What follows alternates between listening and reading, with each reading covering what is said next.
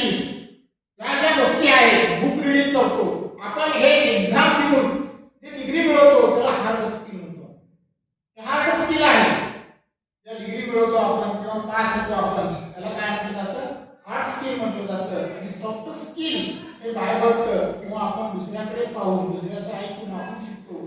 काही पहा लोक कम्युनिकेशन मध्ये काही लोक चतुर असतात, बरोबर आहे का नाही? They are able in communication.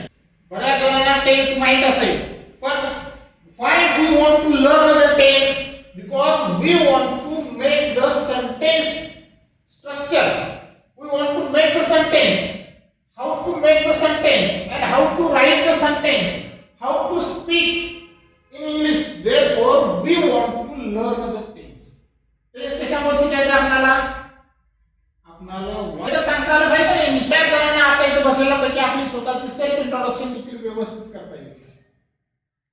ते येण्यासाठी कशा कशा पद्धतीने कम्युनिकेशन केलं पाहिजे या सर्व गोष्टी लर्न करण्यासाठी आपल्याला टेन्स येणं गरजेचं आहे. आणि टेन्स आल्यानंतर तुम्ही छोटे छोटे वाक्य काय करू शकता, तयार करू शकता. आणि तुम्ही छोटे छोटे वाक्य तयार झाल्यानंतर तुम्ही काय करू शकता, इंग्लिश मध्ये कम्युनिकेशन करू शकता. कारण का आपल्याला मी सांगितलं आहे का तुम्हाला, ऍम कुठं वापरायचं, इज कुठं वापरायचं, वॉज कुठं वापरायचं, हे जर फरक जर तुम्हाला नाही समजला तर आपण कम्युनिकेशन करू शकत नाही. ग्रामॅटिकली आपलं करेक्ट येणार नाही.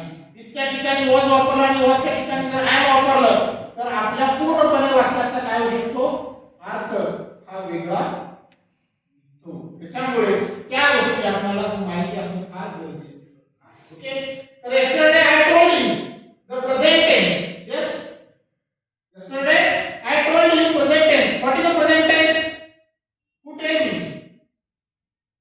What is the definition of present tense? What is the use of present tense? Present tense म्हणजे काय? कोणी सांगू शकतो? डेफिनेशन म्हणजे त्याची काय आहे व्याख्या? किंवा प्रेझेंट टेन्सचा वापर कशासाठी करतो आपण?